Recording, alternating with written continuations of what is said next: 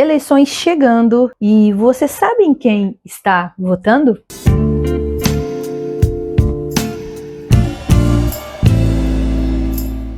Olá pessoal, tudo bem? Sou Francine Rodrigues, advogada e poeta de Belo Horizonte. E hoje vamos falar de uma coisa que parece óbvia, mas talvez não seja. Você sabe quem está votando? Eu não estou perguntando se você sabe o nome e o número do seu candidato, mas sim se você sabe qual é o cargo que ele está disputando e o que ele pode fazer, e principalmente o que ele não pode fazer. Porque eleição não é concurso de popularidade e político não é ídolo. Bom, nas eleições de 2026, vamos escolher presidente, governador, 2 senadores, deputado federal e deputado estadual/distrital. E cada cargo possui atribuições diferentes. E entender isso é fundamental, porque não adianta uma proposta parecer maravilhosa se aquele candidato não tem competência constitucional para realizá-la. Então vamos começar pelo cargo de presidente da República. O que ele pode fazer?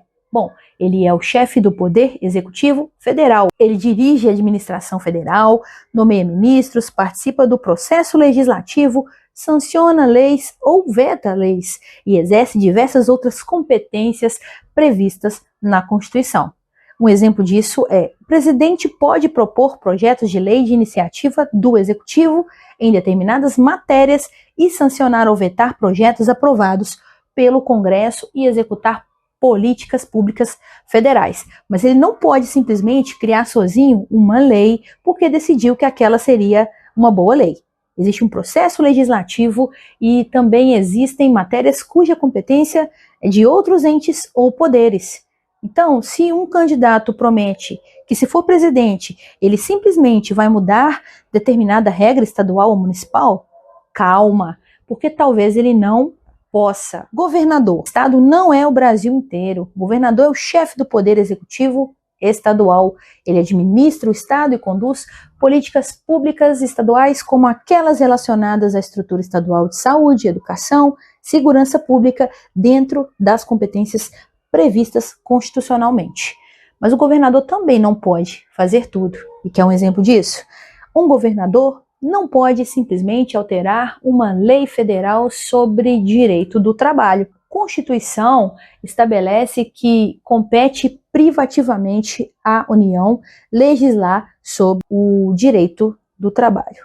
Então, quando alguém apresenta uma promessa, pergunte: isso está dentro da competência do cargo? Senador não é um deputado federal mais importante. Em 2016, cada estado e o Distrito Federal elegerão 2 senadores. O mandato é de 8 anos. E o senador, ele representa o estado no Senado Federal.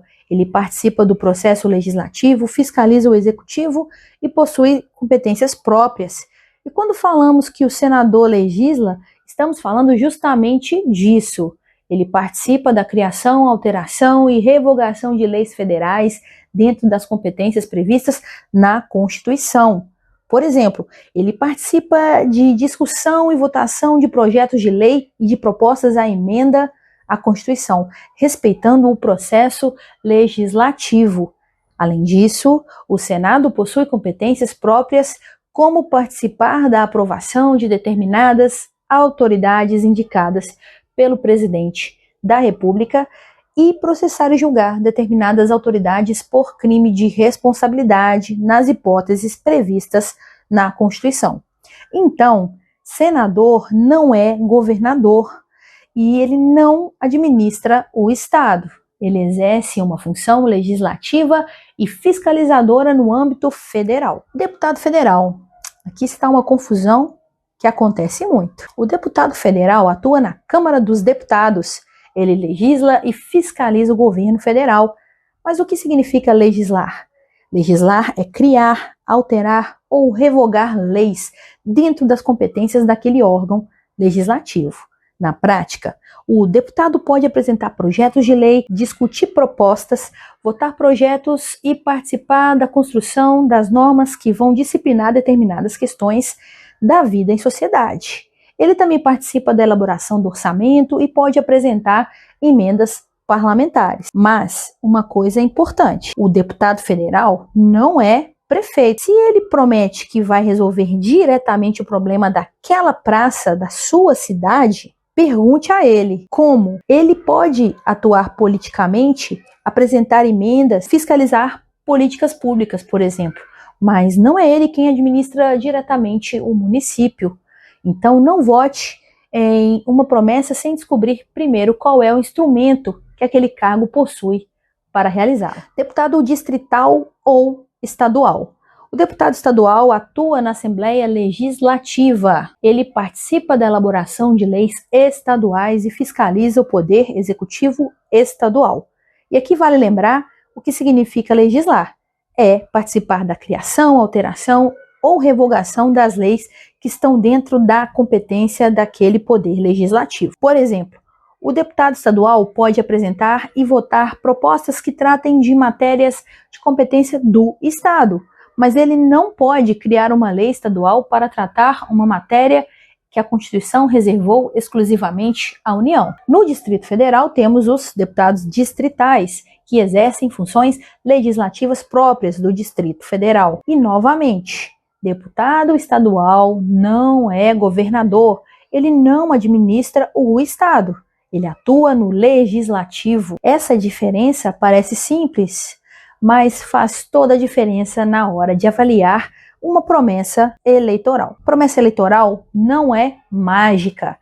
E aqui tem um ponto muito importante. Não basta uma proposta ser bonita, ela precisa ser juridicamente possível, administrativamente viável e compatível com as atribuições daquele cargo. Para presidente e governador, a legislação eleitoral exige que o pedido de registro seja acompanhado das propostas defendidas pelo candidato. Então, faça isso. Leia a proposta, mas não pare aí. Pergunte: quem tem competência para executar isso? De onde virá o dinheiro? Precisa de lei? Quem precisa aprovar essa lei? Depende de outro ente federativo? Depende do Congresso? Depende de orçamento? Porque existe uma grande diferença entre eu quero fazer e eu tenho competência e condições jurídicas e orçamentárias para fazer. E é justamente aí que muita promessa eleitoral deveria ser analisada com mais cuidado. Agora, federação partidária. Você sabe quem está junto do seu candidato? E tem uma outra coisa que você, como eleitor, precisa saber.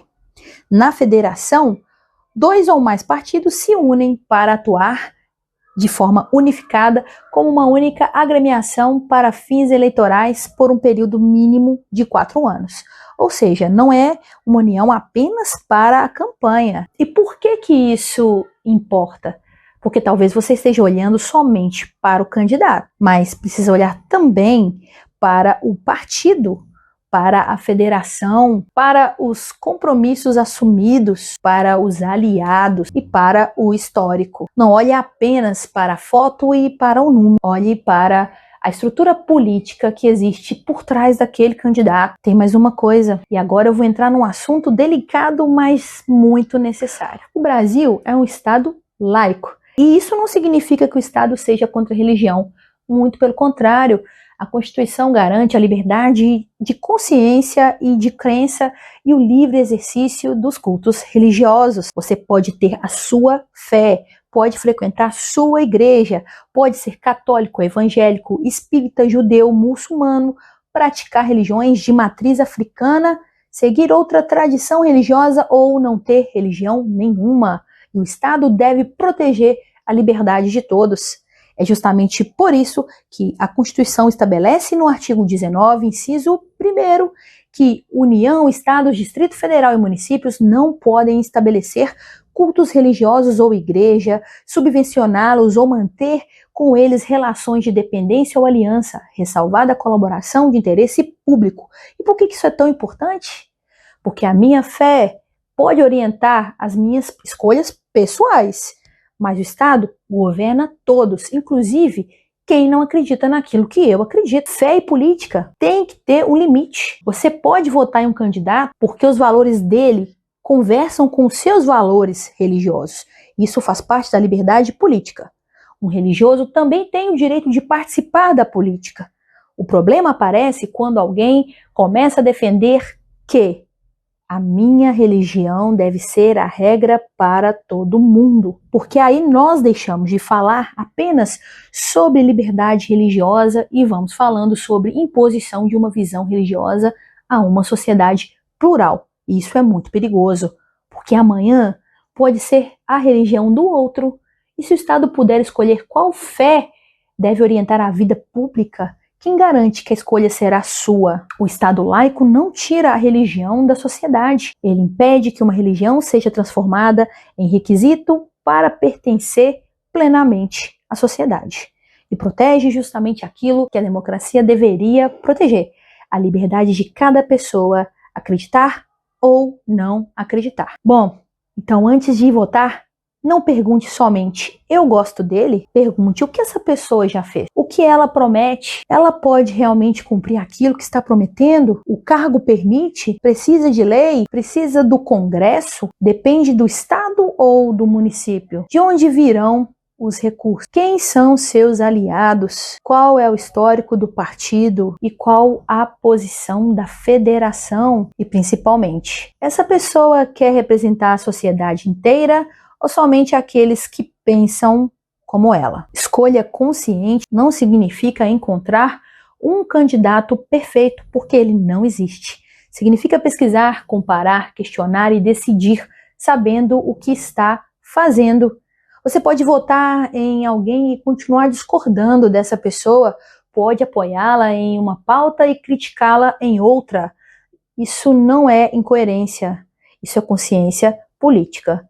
O problema começa quando a pessoa deixa de avaliar o político e passa a justificar tudo o que ele faz. A nossa responsabilidade não termina quando a urna registra o voto. Depois da eleição, fiscalize, acompanhe os projetos, veja como o parlamentar vota, observe os gastos públicos, consulte as prestações de contas, acompanhe as decisões do governo, questione. E isso vale tanto para você que votou, quanto para quem você não votou.